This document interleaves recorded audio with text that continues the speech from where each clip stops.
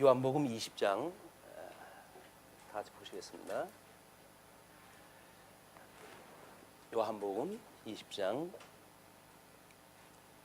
안식 후 첫날 일찍이 아직 어두울 때에 막달라 마리아가 무덤에 와서 돌이 무덤에서 옮겨진 것을 보고 시몬 베드로와 예수께서 사랑하시던 그 다른 제자에게 달려가서 말하되 사람들이 주님을 무덤에서 가져다가 어디 두었는지 우리가 알지 못하겠다 하니 베드로와 그 다른 제자가 나가서 무덤으로 갈새 둘이 같이 다름질하더니 그 다른 제자가 베드로보다 더 빨리 달려가서 먼저 무덤에 이르러 구부려 세마포 놓인 것을 보았으나 들어가지는 아니하였더니 시몬 베드로가 따라와서 무덤에 들어가 보니 세마포가 놓였고 또 머리를 쌌던 수건은 세마포와 함께 놓이지 않고 땅 곳에 쌌던 대로 놓여 있더라. 그때에야 무덤에 먼저 갔던 그 다른 제자도 들어가 보고 믿더라. 그들은 성경에 그가 죽은 자 가운데서 다시 살아나야 하리라 하신 말씀을 아직 알지 못하더라. 이에 두 제자가 자기들의 집으로 돌아가니라. 오늘은 새 밑에 예수님의 부활에 대한 그 말씀을 상고하게 되어져서 더 의미가 있다고 보여집니다.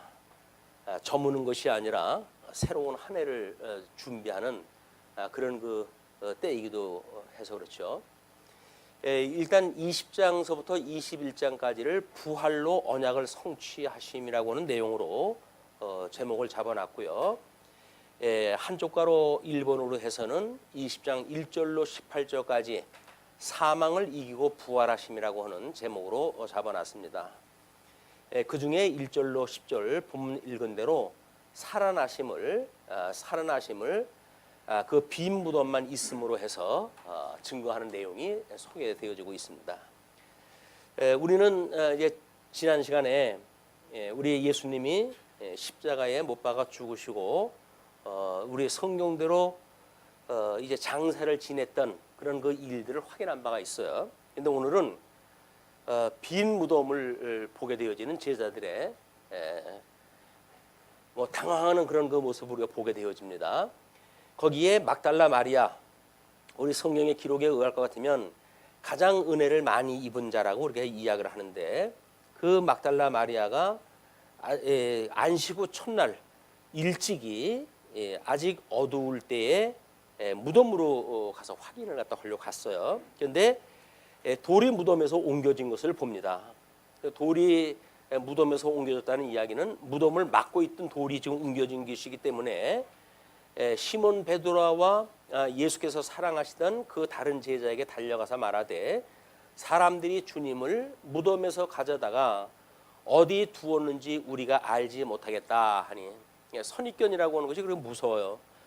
일단은 그 무덤에서 돌이 옮겨진 상태만 보고 이미 로마 군인들이 또는 다른 사람들이 예수님의 시신을 옮긴다고 했던 그런 그 의문을 가지고 있었던 터라 이게 돌이 무덤에서 옮겨진 상태만 보고 바로 베드로한테 달려가게 됩니다. 그리고는 우리 주님을 무덤에서 가져다가 어디 두었는지 우리가 알지 못하겠다라고 이야기를 하죠. 그러니까는 베드로와 그 다른 제자가 나가서 무덤으로 가는데 무덤으로 가는 그 상황을 자세하게 설명을 해놔요.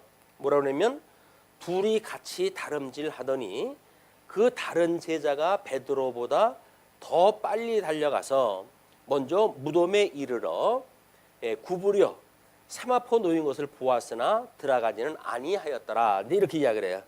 이거는 여기서 다른 제자는 아마 이제 그 요한복음의 저자인 요한이라고 보통들 이야기를 하고 있는데 요한이 앞서 뛰어가더니 일단 구부려 가지고 세마포 놓인 것을 보고는 무덤에 들어가지 않습니다.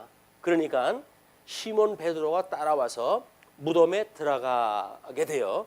무덤에 들어가 보니 세마포가 놓였고 또 머리를 쌌던 수건은 세마포와 함께 놓이지 않고 딴 곳에 쌌던 대로 놓여 있더라. 지금 그 베드로가 봤던 상황은 마리아가 봤던 그런 그 상황하고는 다르다고 하는 걸 지금 소개가 되어지는 거죠. 마리아는 누군가가 우리 예수님을 가져갔다라고 이제 단정을 갖다 했는데, 그 다음에 그 요한이 먼저 가가지고 봤을 적에는 세마포가 놓인 것을 보지만은 들어가질 않고 그냥 그 세마포가 있는 걸 확인했다 했어요. 그렇게 했는데 베드로가 이제 따라가서 무덤에 직접 들어가가지고 세마포가 놓였고 머리에 쌌던 수건은 세마포와 함께 놓이지 않고 다른 곳, 딴 곳에 쌌던 대로 놓여 있더라. 이거는 예수님이 시신을 만약에 다른 사람들이 훔쳐갔다고 한다면 분명히 예수님의 그 세마포 옷이 개어져 있거나 또는 머리를 쌌던 그 수건도 뭐 함께 있거나 뭐 이런 어떤 정황이 우리한테 보여드리지 않겠어요? 이거는 일찍이 우리 이제 제자들도 그렇고 다른 사람들도 그것이 염려스러워가지고 아마 사흘 만에 부활한다고 했기 때문에 유대인들은 특별히 이제 군사들을 동원을 갖다 해가지고 지키기까지 했던 사건이란 말이에요. 그런데 예수님이 스스로 부활했다고 하는 그런 사실을 그간 한간에 있었던 모든 일들을 불식시키는 이런 그 일들이 세마포 사건으로 해가지고 우리는 분명하게 확인하게 되어집니다. 그렇게 되는데 이제 우리 마리아의 어떤 그 정적인 관계, 예수님과의 물론 은혜를 많이 깨달은 그런 그 마리아지만 마리아가 가지고 있는 예수 그리스도에 대한 신심 막 이런 거는 매우 정적인 부분이 많습니다. 그렇기 때문에 그 마리아는 이게 돌이 옮겨진 것만을 보고는 제자들한테 알려주는 일을 갖다 했고, 남자 그 사도들이 가가지고 세마포가 그냥 놓인 것을 보고 거기에 예수님이 없는 사건을 확인하다 했어요. 일단 확인한 걸로 끝이 납니다. 그런데 그때야 먼저 무덤에 먼저 갔던 그 다른 제자도 들어가 보고 믿더라. 예수님이 정말 여기 계시지 않구나 하는 걸 믿은 거예요. 뭐 부활을 갖다 해가지고 승천했다든지 이런 걸 믿는 것 같지는 않아요. 왜냐하면 그들은 성경에 그가 죽은 자 가운데서 다시 살아나야 하리라 하신 말씀을 아직은 알지 못하더라. 이렇게 토를 달아놨어요. 그런 걸로 보아가지고는 앞에서 믿었다는 그 이야기는 시신이 없어졌다고 하는 사실을 믿은 거고, 다만 염려했던 것처럼 다른 사람들이 그냥 그 싼 채로 해가지고 시신을 가져간 것이 아니라고 하는 그런 그 상태만 그들이 확인했다 한 내용이죠. 근데 이에 그 사건이 그렇게 되어진 뒤에 두 제자가 자기들의 집으로 돌아가니라. 좀 생각이, 아니 예수님이 자기네들이 3년 동안이나 따라갔던 예수님이 돌아가셨던 그런 그 흔적만 남겨놓고는 무덤에서 보이질 않는데 이 사람들은 자기 집으로 돌아가요. 그걸로 끝이 나요. 그 이야기는 이때 물론 예수님이 부활하셨던 사건을 믿지 않았을 뿐만 아니라 예수님의 시신을 훔쳐간다고 하는 그런 우려가 있었고 군대를 배치를 갖다 했었고, 그렇기 때문에 동이 트기 전에 이제 이런 그 사건이 있었기 때문에 조금 있으면 발견이 되어지기가 십상이에요. 그러니까는 이 제자들은 그동안 뭐 예수님 십자가에 못 박아 죽임을 당할 때도 다 흩어졌던 제자들 아닙니까? 그러니까는 그들이 자기들의 집으로 돌아간 거예요. 그냥 매우 그냥 자연스러운 현상입니다. 그리고 만약에 유대인들이 됐던 로마인이 됐던 예수님의 시신을 이들이 훔쳐갔다라고 말할 수 있는 흔적은 없어진 상태예요.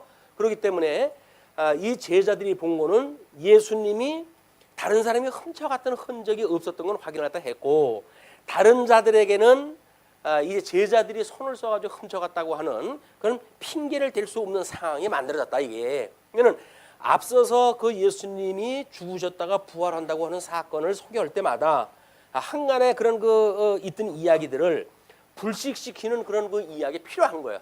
그걸 요한은 나름대로 이게 마리아의 사건과 베드로와 자기의 사건을 통해 가지고 이거를 기록에 남겨놓은 겁니다. 그런데 11절로 18절 보게 되면 부활하심을 막달라 마리아가 전하게 돼요. 예수님이 부활했다라고 하는 걸 제자들한테 이제 알리게 되어지는데, 마리아는 무덤 밖에 서서 울고 있더니, 마리아는 뭐 이제 뭐 잡혀가든 말든 마음대로 해라 이놈들아 뭐 이렇게 마음먹었을지도 몰라요.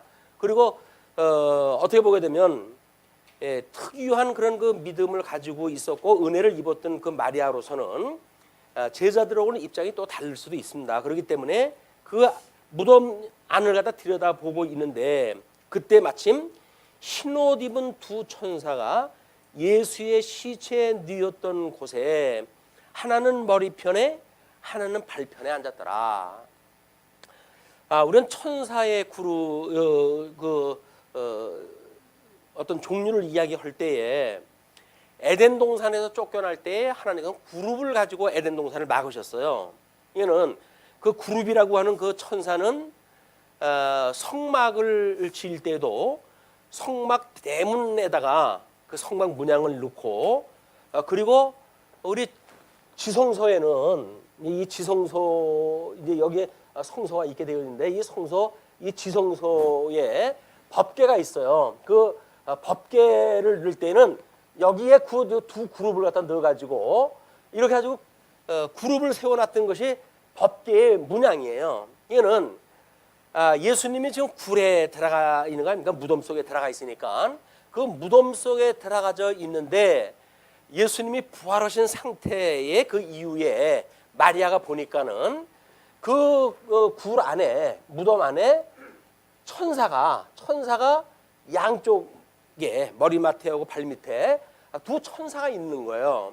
그러니까 이거는 이미 구약 성경에서 하나님의 이름을 두신 곳, 그것이 법궤고, 법궤가 있는 것이 지성소니까 그 지성소에 있는 이야기, 또는 성전 들어갈 때 이 앞에 있는 문양이 그룹이라고 이렇게 이야기를 했어요. 그 그룹을 가지고 있었고, 이 모형적인 거는 실체적으로 하나님의 에덴 동산에서 이들을 불순종으로 인해 가지고 추방을 갖다 했을 때, 이 추방을 갖다 할 때 여기를 그룹으로 막아놨어요. 그룹, 화영검과 그룹으로 해가지고 이 사람들이 들어오지 못하게끔 하나님가 막아놓으셨다.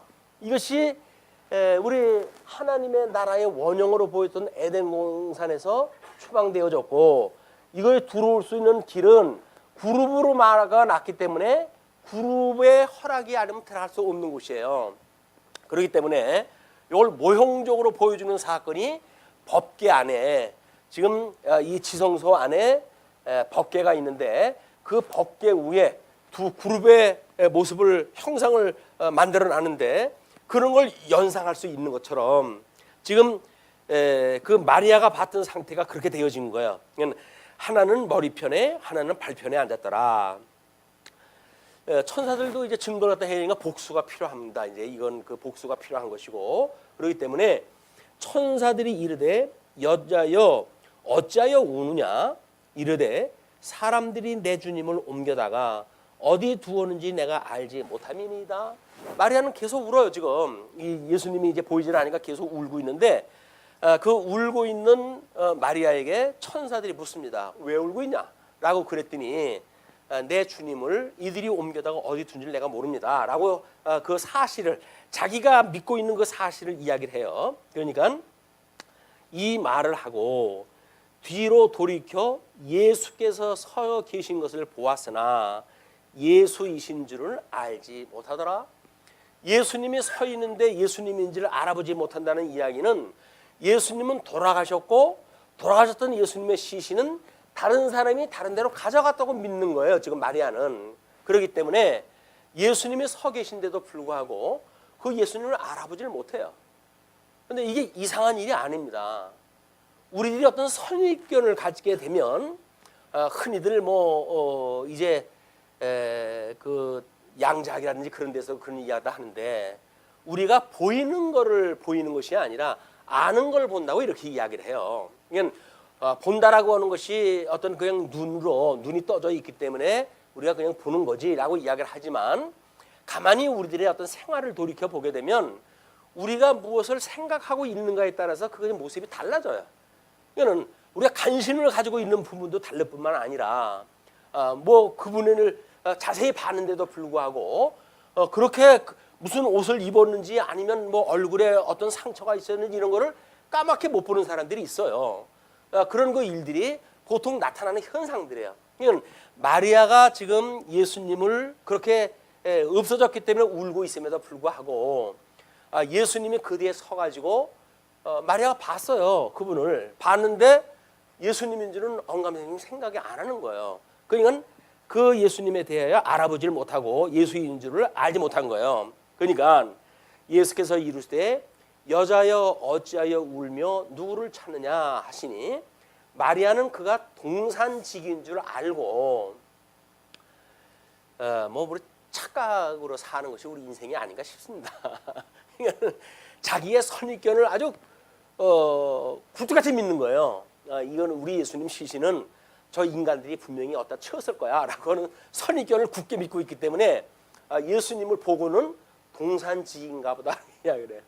은혜를 입은 사람인데 그 예수님으로 인해 가지고 얼마나 크나큰 은혜를 입어 가지고 그분이라고 한다면 정말 뭐 자기의 온 몸을 다해 가지고 사랑했던 그런 마리아인데도 불구하고 예수님을 보고도 예수님을 알아보지 못하는 이런 그 상황이 우리들 상태 속에서는 그렇게 나타나지 않을까.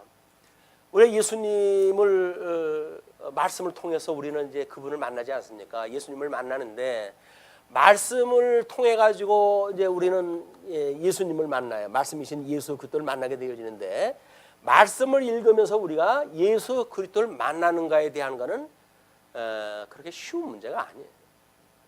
말씀을 읽는다고 하는 어떤 속도전에 우리가 이제 몰입이 돼버리거나 또는 1년에 뭐 1독 내지 뭐 몇 독을 계획을 세워놨거나 라고 하게 되면 그냥 읽는 데에 관심이 있지 예수님을 만날 수 없는 성경을 읽는다는 이야기예요. 안타깝게도 성경을 읽는데도 예수 그리스도를 만나지 못하고 심지어는 말씀이 선포되어지는 교회에 우리가 출석을 하면서도 강대상에서 예수 그리스도가 증거되지를 않고 뭐 설사 예수 그리스도 증거한다고 하더라도 뭐 일이 바빠요. 뭐 재정 일도 바쁘고 뭐 일도 바쁘고 그래가지고는 예수 그리스도를 만나지 못하는 우리 교회 생활이 뭐 대단히 많습니다. 이게 우리들이 목적하는 바가 있기 때문에 그 목적하는 바에 의해서 예수 그리스도 대신에 우리들의 어떤 이 관습화되어져 있는 삶으로 빠져지는 것이 많다. 그래서 우리가 말씀을 들으면서 예수님을 만나고 그 예수님으로 말미암아서 그분이 우리의 모든 죄를 용서하신 분 아니에요. 이분을 만나지 아니하고는 우리가 용서함을 받았다고는 감격이 없어요. 그럼 이분의 사죄에 대한 감격이 없다고 한다면 다른 사람에 대한 용서가 될까요? 안 돼요. 내가 용서를 받은 것이 확인이 안 되는데 다른 사람을 어떻게 용서를 합니까? 있는 대로 정죄할 수밖에 없죠. 이것이 예수님을 만나지 못하는 우리의 삶이란 말이에요. 우리는 허다한 삶을 살아가면서 뭐 바쁘다 뭐 해가지고 뭐 세상에 그렇게 바쁘게 살아갈 수가 없어요. 그런데 그에 불구하고 만사를 통해서 우리 예수 그리스도를 깨닫게 하시기 위해서 하나님께서 그런 걸 보여줬는데도 불구하고 우리는 예수님을 만나지 못하고 사건 속에 빠져버리는 거예요. 사건 속에 빠져가지고 뭐 세상에서 소위 말하는 성공 가도를 걷는 사람들은 그나마도 기분이 좋으니까 뭐 이렇게 살아갈 수가 있죠. 그러나 만약에 어려운 일이 있다고 한다면 코가 석자가 빠지는 겁니다. 이게. 그래서 이걸 뭔가를 자기는 문제가 없다고 봐야 될 거 아니에요. 마리아는 자기한테 문제가 없어요. 시력에 문제가 생겼는가 아니에요. 다만 마리아의 선입견에 문제가 있었는데 우리들도 이런 일상적인 삶 속에서 어떤 문제가 만나게 되면 그 문제가 나로부터 발생되어졌다고 보질 못합니다. 이게 전부 외부 조건이에요. 외부 요인인 거예요. 이게 외부 요인으로 해가지고 문제가 만들어지기 때문에 그 문제는 해결될 수가 없어요. 나도 나를 못 바꾸는데 외부적인 환경이 어떻게 바뀌겠어요? 바뀔 수 없는 거지요. 그런데 우리는 예수님을 믿는다는 이야기는 모든 죄로부터 사함을 받았다는 이야기 아닌가요? 그럼 사함을 받았다고 한다면 우리가 사죄의 은혜의 감동을 가지고 신앙생활을 하는 건데 성경을 읽어도 교회를 나와도 예수 그들을 만나지 못하니까 우리는 그냥 하는 거예요. 그냥 하는 거예요. 그냥 읽는 거예요. 그냥 교회 생활 하는 거예요. 예수님을 믿고 내가 예수님하고 한 몸이 되었어. 나는 예수님으로 말미암아 새로운 피조물이 되어진 거야. 라고 하는 이런 감각이 없는 거예요. 예수 그리스도와 연합되어져 가지고 우리가 이 예수 그리스도로 인해 가지고 한 몸이 되어졌어. 이런 걸 우리가 깨닫지 못하는 거예요. 그러니까 교회라고 한다면 한 몸 되어졌다고 하는 걸 깨달은 사람들이 지금 교회 생활을 하는데 한 몸 되어진 걸 모르는 사람들이 무슨 교중 생활을 합니까? 그냥 종교회의만 있을 뿐이에요. 의무에 따라서 교회도 마찬가지로 의무가 있잖아요. 납세의 의무가 있고 무슨 의무가 있듯이 의무가 있어가지고 다른 사람들 보기에 민망하지 않을 정도로 그런 의무를 적당히 이루어가면서 우리가 교회 생활을 한다면 그거는 세상 말로 안고 없는 찐빠입니다. 예수님이 없는 교회 생활은 황망하기 짝이 없어요. 그런데 마리아가 그 예수님을 보고도 예수님을 알아보지 못하고 동산지기인 것처럼 알아봤다는 이야기는 우리들이 어떤 선입견을 갖게 되어지게 되면 우리는 예수를 만날 수가 없어요. 우리는 성경을 통해서 예수님을 만나야 돼요. 그래야 이분이 우리의 구속주예요. 구속주를 만나지 못하고 엉뚱한 거에 한눈을 팔고 있으니까 심령의 평강 우리는 일찍이 포기를 해야 됩니다. 왜? 예수님을 만나는데 이분으로 말미암아 은혜의 감동이 있고 이분이 줌으로 해가지고 우리의 평강을 누리고 사는 거 아닌가요? 하나님과 원수되어졌던 우리들이 하나님과 화목하게 되어졌고 그분을 경외하는 하나님의 자녀로 살아가게 되어지는데 하나님의 자녀는커녕 우리는 그냥 보통 사람들하고 하나 다른 거 없이 신앙생활 하는 것뿐이에요. 그래서 우리 기독교가 이렇게 천박하게 되어져 가는 것은 세상의 모든 그 어떤 추구하는 목적 이거를 주님의 몸된 교회가 그대로 따라가는 데 있는 거예요. 대형화라든가 만모니즘화라든가 세속화라든가 그게 왜 그럴까요? 세상이 좋은 세상이거든. 지금은 세상이 좋은 세상이기 때문에 교회가 그걸 따라가고 싶은 거예요. 나도 좀 대형 교회 좀 짓고 싶고 많은 성도들을 다 끌어모아가지고 뭔가 그 위에서 군림하기도 싶고 이렇게 되어지는 거예요. 근데 그 사람 한 분 한 분의 영혼을 만약에 자기가 어떤 책임을 가지고 섬기는 자리에 있다고 한다면 그거 다 많아가지고 어떻게 해요 나중에. 그 사람들이 관심도 안 가지고 있다 나중에 내가 나를 사랑하느냐라고 물어보면서 내 어린 양을 먹이라고 그러는데 어린 양을 먹이는 것이 아니라 세련된 어떤 그런 대화력을 가지고 연출력을 가지고 기가 막힌 설교를 갖다 했는데도 불구하고 그것이 어린 양을 먹이는 말씀이 아니라 세상에 성공하는 방법을 가르치고 세상에서 무슨 윤리 도덕적으로 잘 살아가는 방법을 가르치고 그것이 무슨 소용이 있어요 예수님하고. 그것 때문에 예수님이 왔는데 우리가 그렇게 도덕적으로 부족하기 때문에 우리 주님이 온 거 아닙니까? 우리 윤리적으로 하나님 앞에 제대로 설 수 없는 죄인이기 때문에 우리 주님이 오신 거 아닙니까? 근데 우리는 주님이 오셨다고 하는 그걸 엉뚱하게 생각을 하고 있는 거예요. 그러니까 예수님은 저 우리 하나님 보좌 우편에 계시고 여기서는 우리가 잘 살아야 되는 거예요. 우리가 잘 살아야 돼요. 그런데 지금 이 마리아의 그런 그 입장은 분명히 우리들하고 하나도 다를 바가 없어요. 우리는 그걸 보면서 마리아가 머리가 어떻게 된 거 아니야? 어떻게 그럴 수가 있지? 라고 생각을 하신다고 한다면 오해입니다. 우리의 모습이 그대로예요. 그냥 우리의 모습을 갖다 고발을 갖다 하는 거지. 이건 마리아의 사건을 고발하는 게 아니에요. 지금 우리들의 심령 상태를 봤을 때 우리가 선입견을 가지고 이렇게 신앙생활을 하고 있다라고 하는 거를 그대로 좀 성경은 고발하고 있는 겁니다. 그런데 그 동산지기인지를 갖다 알고는 이렇게 이야기를 하죠. 예수께서 이르시되 여자여 어찌하여 울며 동산인 줄 알고 이르되 주여 당신이 옮겼거든 어디 두었는지 내게 이르소서 그리하면 내가 가져가리이다. 동산지기고 말을 갖다 하니까 분명히 얼굴을 확인하면서 할 텐데 이런 딴청을 갖다 하게 되어지게 되면 참 예수님도 답답하실 거예요. 얘 나야. 얘 마리아야. 나야 나. 정신 차려라고 해가지고 한 말씀을 또 하셔야 될 거예요. 근데 예수께서 마리아야 하시거늘 마리아가 돌이켜 히브리 말로 라보니 하니 이는 선생님이라는 말이라. 예수께서 이제 마리아야라고 이야기를 했더니 이건 예수님이 들려주시는 이제 새로운 음성이에요. 왜 우느냐 뭐 이런 이유를 가지고 물어봤던 그런 그 이야기와는 다르게 예수님께서 마리아야, 평상시에 사랑했던 그런 그 음성을 가지고 이름을 불러요. 우리가 우리 구원의 서정을 갖다 했을 때 하나님 앞에 이 부름을 받았다고 하는 이 소명 의식이 얼마나 이거 소중한 건지 모릅니다. 우리는 주님이 우리를 불렀을 때 다 죽어 있는 사람들 아닙니까? 죄 가운데 죽어져 있어요. 그건 우리 주님께서 우리를 불렀을 때 우리는 대답도 못 하는 거예요. 왜? 송장인데 뭐 어떻게 대답을 해요?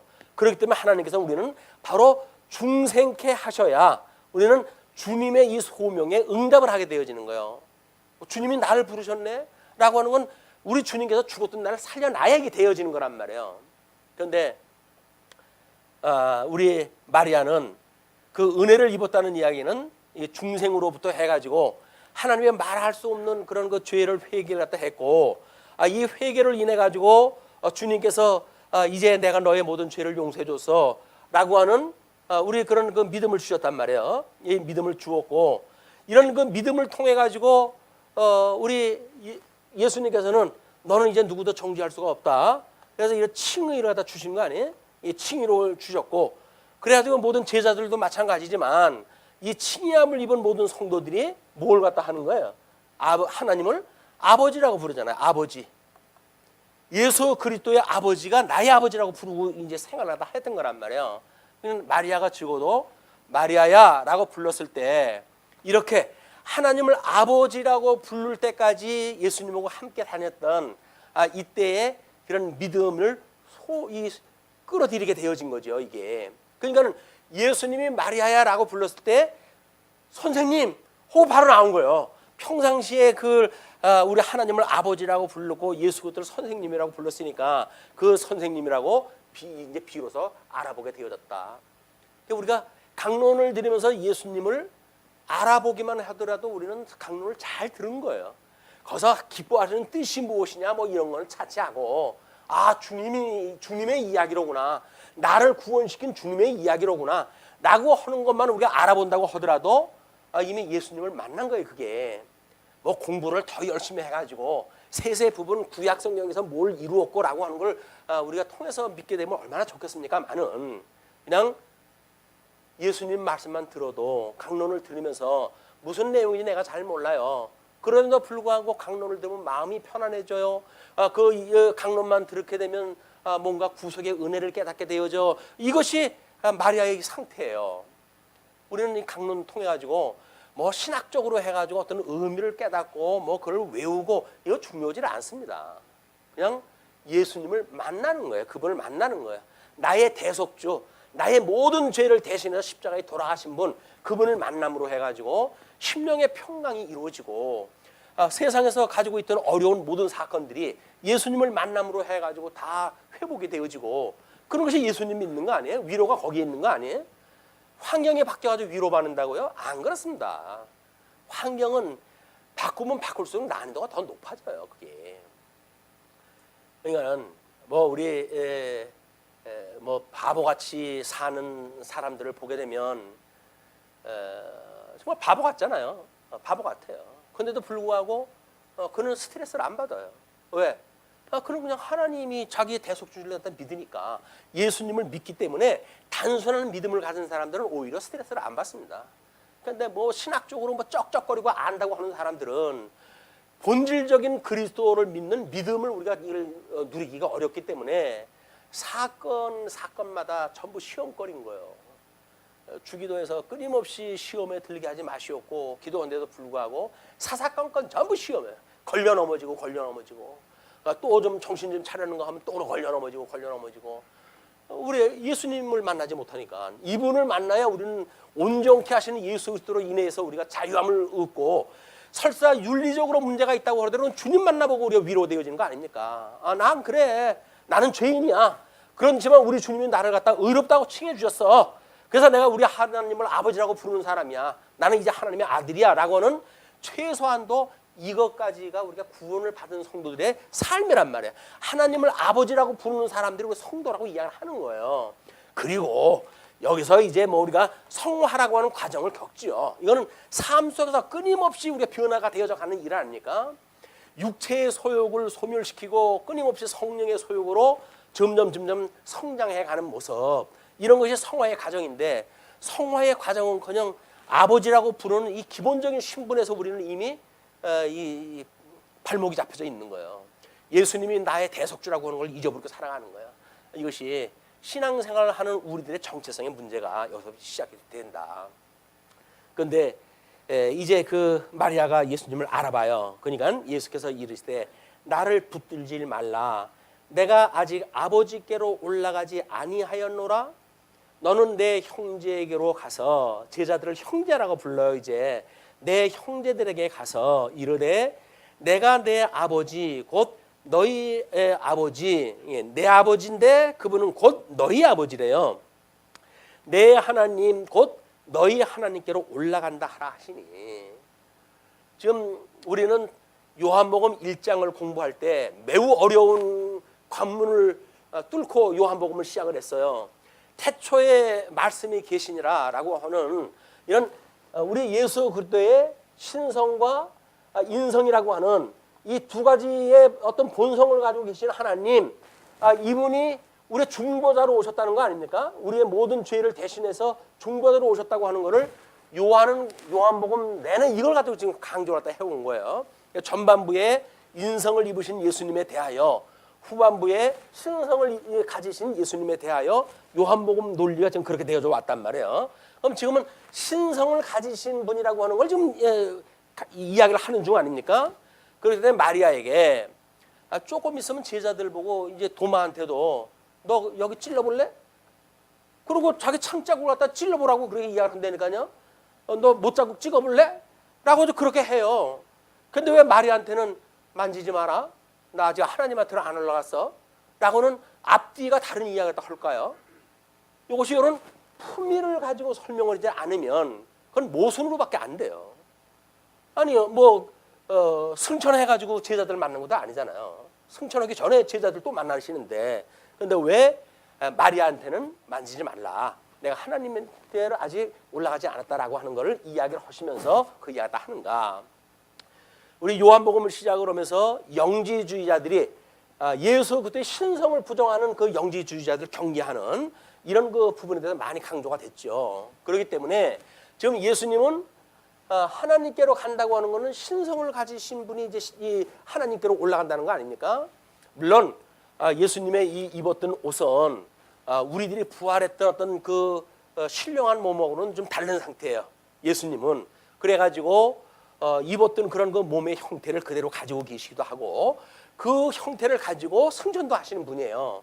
그렇기 때문에 지금 마리아한테는 과거 인정에 어려가지고 누가 날 시신을 훔쳐가지 않았는가라는 정도의 어떤 감각적 상태를 가지고 예수님을 만지고자 했다라고 한다면 이거를 분명히 경계를 갖다 했어야 되죠.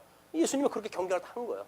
내가 아직 하나님 아버지한테 가지 않았으니 너는 나를 만지지 마라, 이렇게 이야기를 했단 말이에요. 그래 놓고는 형제들한테 가가지고 내가 하나님께로 올라간다라고 해라 라고 이야기하는 거예요. 이거는 마리아의 사명은 제자들한테 가가지고 예수님이 지금 승천하시겠다고 하는 이런 이거를 지금 전해야 돼요. 제자들한테 가가지고 예수님이 승천하신단다 라고 하는 걸 이제 전해야 되는 거예요. 그런데 예수님은 이 말을 무덤가에서 마리아에게 이야기를 하시고도 약 40일간을 함께 계셔요. 제자들하고 함께 있는데 평상시에는 살아생전에는 매일 함께 계셨잖아요. 그런데 부활하신 이후에는 뭐 일주일 만에 한번 나타나시기도 하고 이렇게 해가지고 아마 요한복음 이제 끝 21장까지 약 한 3차례 출연되어지는 모습이 소개되어지고 있는데 매일 나타나는 게 아니에요. 예수님은 시간과 공간과 모든 형상을 초월해 계셨던 주님이기 때문에 이제 나중에 성령이 오셔가지고 그들이 생활할 적에도 뭐 같은 이야기겠지만 예수님이 제자들을 부활했다고는 사실을 고지하고 그다음에 나머지 당부라도 하시기 위해서 제자들을 만나시지만은 제자들은 늘 함께 있지는 않습니다. 이것이 부활하셨던 예수님의 어떤 그 생활하고 그다음에 돌아가시기 전에 생활하고 다른 거예요. 돌아가시기 전에는 끊임없이 함께 있었지만은 이때는 이미 함께 계시지 않는다. 함께 계시지 않으나 이분은 이미 승천을 갖다 할 수 있는 신성의 어떤 그런 걸 보여주시는 분이기 때문에 떨어져 있으나 함께 있으나 그냥 함께 계신 분이에요. 그걸 이제 고지를 갖다 해주는 거예요, 제자들한테. 그걸 통해 가지고 성령이 오셨을 때 마찬가지로 우리가 시간과 공간과 형상을 뛰어넘는 예수 그리스도와 우리가 공존하는 상태. 지금도 여기 성령께서 계시다고 한다면 예수님의 영으로 우리와 함께 계시는 거 아니에요. 그것이 이상한 소리 같다 하고 뭐 이상한 뭐 예언이나 하고 이러는 것이 우리 주님이 계시다는 게 아니에요. 성경으로 계시되어진 이 말씀을 통해 가지고 내가 그란다, 내가 그란다 이걸 갖다 소개가 되어진다고 한다면 여기 바로 우리 성령님께서 함께 하신 것이고 우리 예수님이 우리와 함께 하신 거다. 우리가 예수님 안에 있어서 이걸 깨닫고 살아간단 말이에요. 그것이 우리 주님의 몸된 교회 성도들의 삶의 모습입니다. 자, 그런데 막달라 마리아가 가서 제자들에게 내가 주를 보았다 하고 또 주께서 자기에게 이렇게 말씀하셨다 이르느니라. 그 제자들한테 그 이야기를 했어요. 그러면 거기에서 제자들의 반응이 그대로 연결되지는 않습니다. 아까도 이야기를 했지만 예수님은 그렇게 마리아하고 만나고는 금방 또 뭐 제자들한테 나타나신다든지 이러진 않아요. 자, 보시게 되면 11절서부터 소개되어졌던 이야기가 18절까지 부활하심을 막달라 마리아가 전하는 것까지 소개가 되어졌는데 19절서부터 보시게 되면 부활하심을 나타내셔야 이제 부활했다고 하는 사실을 예수님 스스로가 나타내시는 사건이 소개가 되어지는데 오늘은 그 20장 19절서부터 31절까지 세 차례의 사건이 소개가 되어지는데 일단 21장의 내용은 다음 시간으로 밀고 오늘은 19절부터 23절 제자들에게 나타나심에 대한 걸 이렇게 소개가 되어집니다. 이날 곧 안식 후 첫날 저녁 때에 제자들이 유대인들을 두려워하여 모인 곳에 문들을 닫았더니 유대인들을 무서워한다는 그 이야기는 유대인들이 예수님을 십자가에 못 박아 죽이지 않았습니까? 그러면 예수님을 추종하는 제자들도 이미 그들의 공격 대상이 되어진 거예요. 경계 대상이 되어졌고 그렇기 때문에 이 제자들은 그 유대인들을 지금 두려워하는 그런 그 상태에 있기 때문에 모인 곳에 문들을 다 닫아요. 안에서 전부 문을 닫아요. 이것도 이제 세속적인 걸로 보게 되면 이 바깥 유대인들이 두려워 가지고 지금 문을 갖다 잠궈 놓은 거 아니에요? 그런데 이 안에서 보게 되어지게 되면 유대인들로 격리되어진 상태예요. 격리되어진 상태인데 예수께서 오사 가운데 서서 이르시되 너희에게 평강이 있을지어다. 평강을 빌어요. 지금 이 제자들만 있는 데서 지금 평강을 비는 거예요. 이건 물리적으로 설명이 안 되죠. 제자들이 문을 다 걸어 잠갔어요. 그런데 예수님이 그 중간에 딱 나타나시는 거예요. 그러면서 두려워하지 마라. 너희들이 평안하냐라고 이야기를 하니까 안에 있던 제자들이 기절할 일 아닙니까?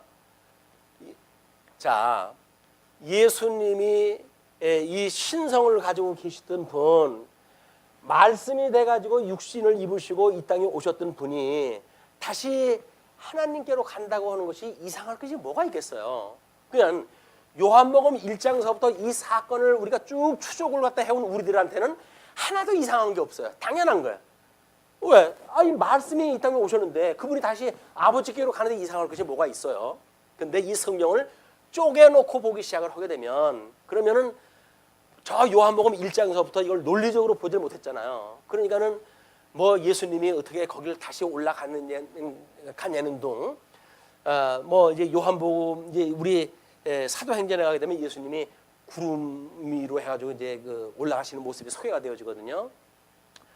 요즘 소위 신신학을 하신다는 분들은 그걸 가지고 비웃어요.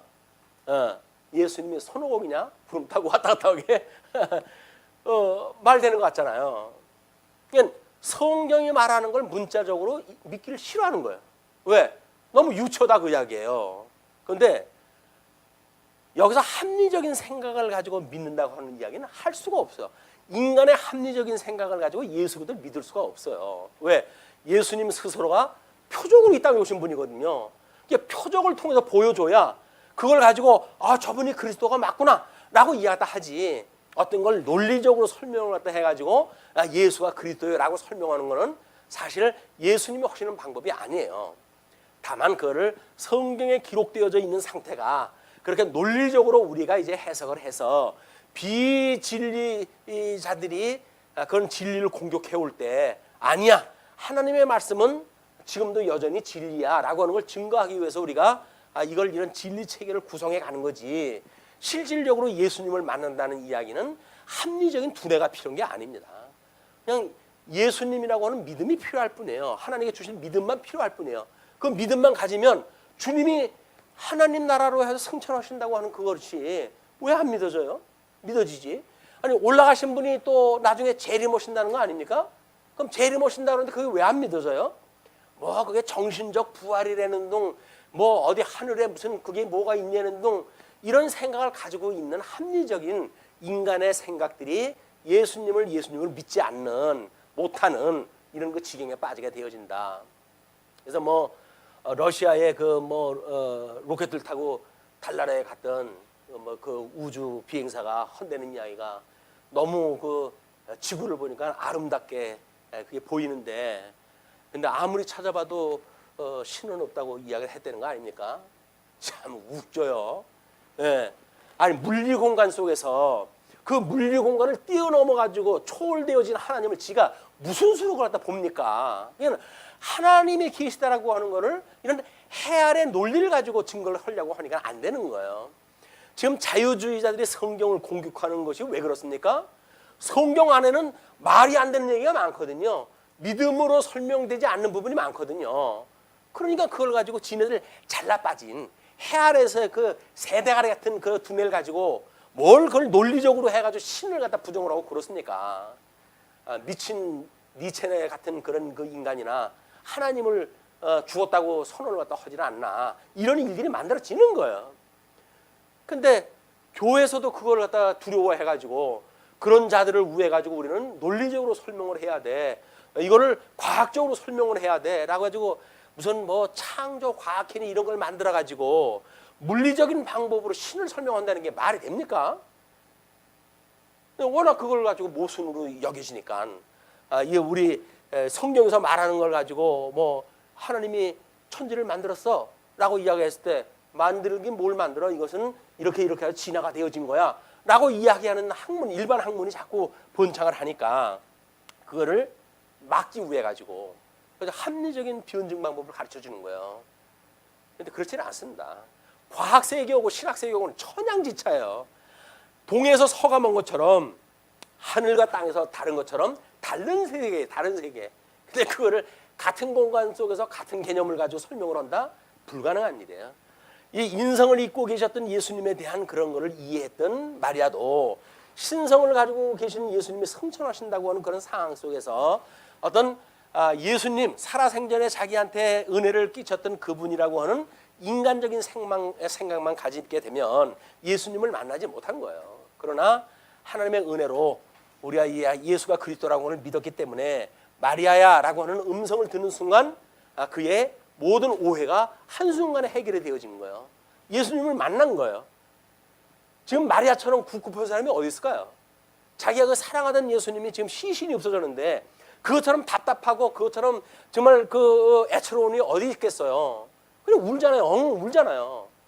동산지기인지를 알고 당신이 옮겼으면 제발 좀 알려달라. 내가 그냥 가서 내가 간수를 하겠다라고까지 이야기하지 않습니까? 세상에 그보다 제일 큰 문제가 뭐가 있어요? 우리가 살아가면서 큰 문제라는 게 뭡니까? 마리아의 지금 그 문제보다 더 큰 문제일까요? 아닐 거예요. 모르긴 몰라도 아닐 거예요. 그런데 그 마리아가 예수님의 마리아야 라고 하는 음성 하나로 해가지고 모든 게 해결이 되지 않습니까? 우리는 예수 그리스도의 음성만 들으면 우리들이 가지고 있는 모든 고민은 해결이 되어지는 거예요. 무슨 거기에 방법이 필요합니까? 주님이 나의 새 생명이라는, 나를 이게 생명, 나의 생명이라고 하시는 분인데, 생명을 주신 분이 나를 갖다 알아보고 마리아야라고 나를 갖다 부르시는데 거기서 무슨 다른 조건이 필요해요? 예수님은 나한테 사인을 보내봐요. 왼쪽 한번 깜짝해봐요. 이렇게 해가지고 윙크해주면 내가 믿을까? 이렇게 이야기를 할까요? 아닌 거예요. 마리아야라고 하는 음성 하나에 모든 의심 다 풀려버리고 그 예수님을 만나고, 이제 너희 제자들한테 가가지고 내가 승천한다고 하는 걸 알려라라고 하니까 바로 가잖아요. 이게 믿음의 사람들의 열매란 말이에요. 믿어지면, 그 예수님이 믿어지면 이렇게 살아가게 되어지는 거예요. 자, 그러니까 이제 평강이 있을지어다라고 이야기를 하니까 이 말씀을 하시고 솜과 옆구리를 보이시니 제자들이 주를 보고 기뻐하더라. 물어보지 않았어요, 제자들이. 근데 의심 많은 애들인지 뻔히 아니까. 그러니까는 못자국하고 해가지고 창자국 다 보여줬어요. 이제 그걸 보여줬는데. 그러니까 제자들이 그 주를 보고 기뻐해요. 아, 주님이 살아나는 게 맞구나. 예수께서 또 이르시되 너희에게 평강이 있을지어다. 예수님은 다른 거 없어요. 그래서 너희들 나하고 함께 있다는 거는 그냥 심령의 평강을 누리면 돼. 뭐가 필요하니 너희들한테? 내가 너희의 어떤 생명을 구속하는 구속자인데, 나를 믿는 데에 무슨 충성도 필요하고 뭐도 필요하고 그러는데 그거 다 필요 없어. 너희들은 마음만 평안하면 돼. 마음이 평안하다는 게 뭐예요? 이 평강이신 예수 그리스도를 믿는다는 거 아닙니까? 그걸 믿어지니까 평강이 여기 있게 되어지는 거예요. 여기서 세상 근심 걱정 다 하면서 예수를 믿는다고요?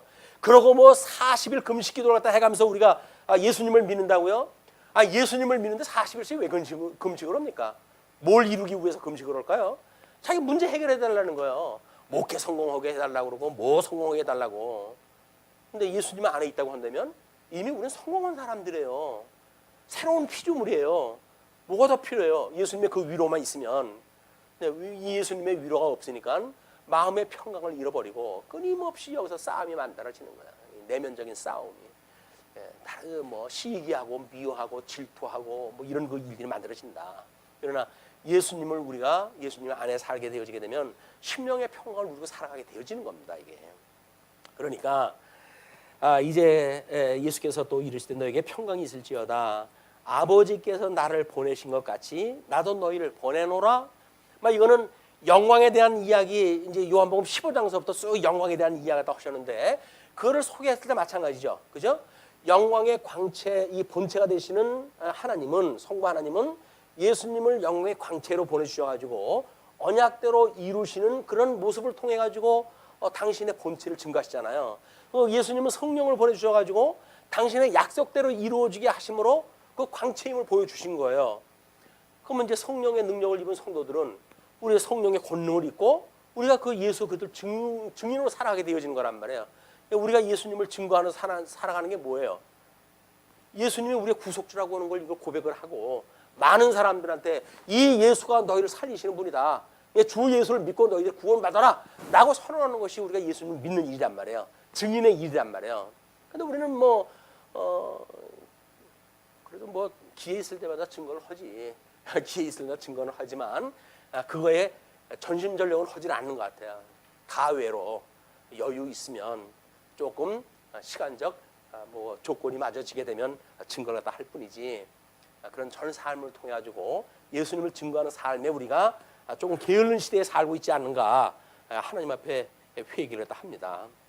그러면서 이 말씀을 하시고 그들을 향하사 숨을 내쉬며 이르시되 성령을 받으라. 어떤 모습이 소개가 되어집니까?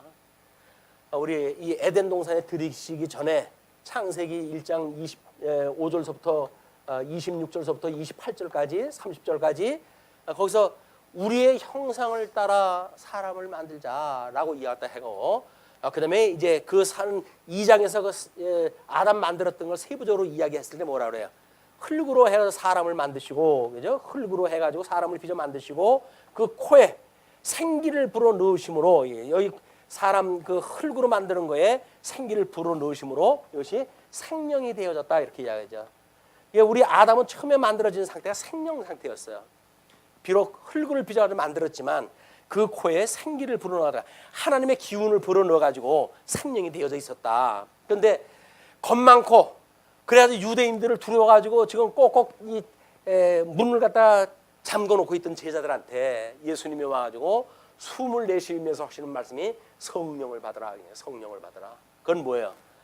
잃어버렸던 모든 이 상실되었던 에덴 동산의 모든 그런 그 일들 내가 회복했으니 너희들은 이제 성령 충만함을 입고 나의 증인의 삶을 살아라. 그 이야기 아니겠어요? 그래서 이제 그들을 향하여 숨을 내쉬며 이르시되 성령을 받으라. 너희가 누구의 죄든지 사하면 사하여질 것이요 누구의 죄든지 그대로 두면 그대로 있으리라 하시니라. 제자들한테 성령을 받으라 해놓고 하는 게 뭐예요? 용서해 주라는 거예요. 용서해 주는 거. 너희들이 용서하게 되면 그들의 모든 죄가 용서를 받는다는 거예요. 그러니까 우리는 뭐예요? 이제 제사장이 되어져 가지고 우리 하나님 앞에 죄진 자들한테 그들에게 모든 죄를 용서해 주게 되면 그들이 하나님 앞에 이 평안을 찾고 우리 이 화평의 세계에 함께 살게 되어지는 거란 말이에요. 우리한테 하나님께서 무슨 능력을 주셨어요?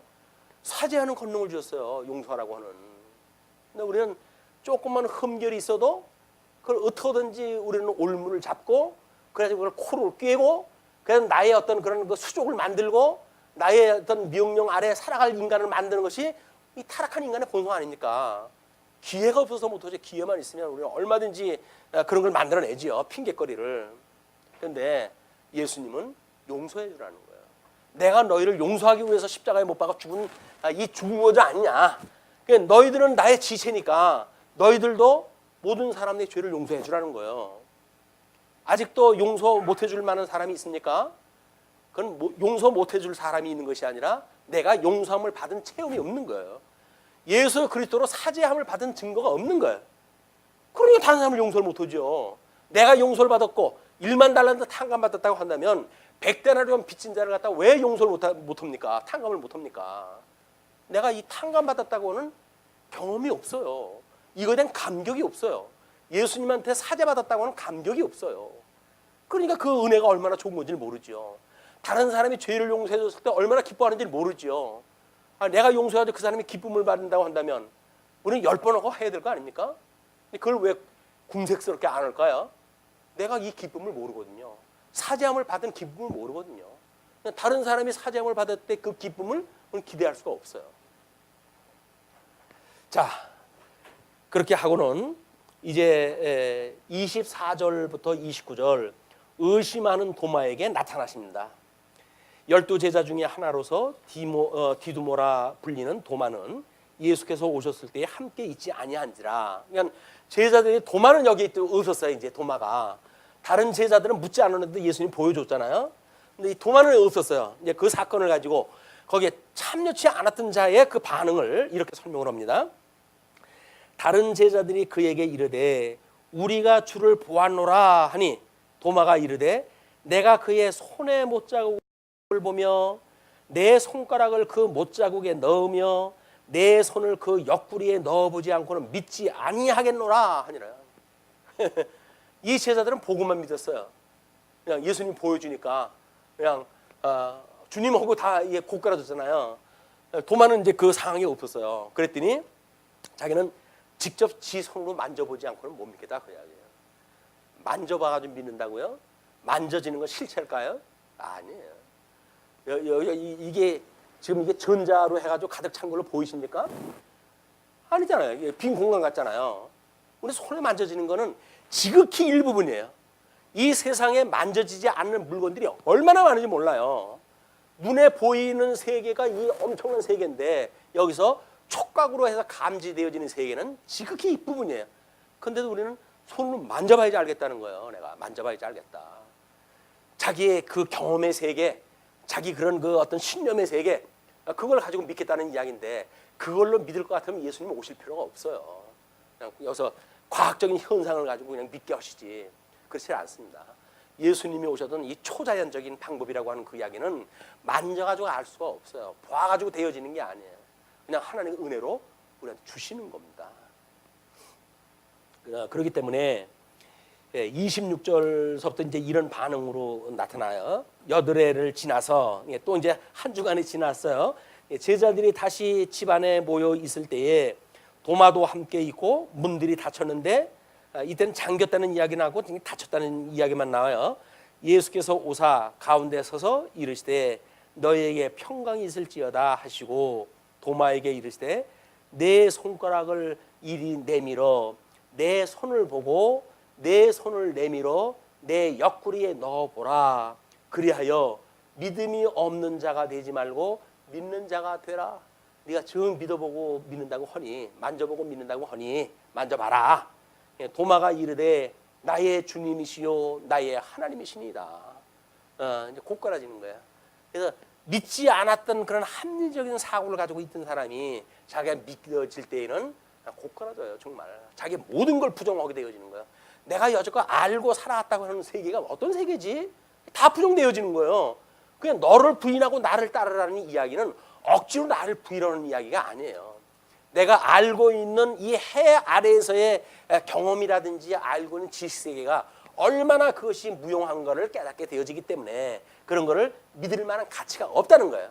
그냥 우리 경험을 모든 걸 포기했다 하는 거예요. 오직 주님께서 주시는 것 외에는 나에게 믿을 것이 없습니다라고 믿는 것이 성도들의 믿음의 세계다. 도마가 대답하여 이르되 나의 주님이시오 나의 하나님이시니이다. 예수께서 서운하셨던가 봐요. 예수께서 이르시되 너는 나를 본고로 믿느냐 보지 못하고 믿는 자들은 복되도다 하시니라. 여기에 보지 못하고 믿는 자들이 어디에 누구예요? 우리예요. 우리 보지 않고 믿잖아요. 예수님이 십자가에 못 박힌 거 보기를 했어요. 이 사도들처럼 뭘 봤어요? 못자국을 갖다 만져보고 알았어요. 뭘 보고 알았어요? 그냥 성경을 보니까 성경이 이런 이 분이 그리스도라는 거예요. 그걸 통해 가지고 우리가 예수님을 믿기 시작한 거 아닙니까? 우리가 더 복된 자란 말이에요. 더 복된 자.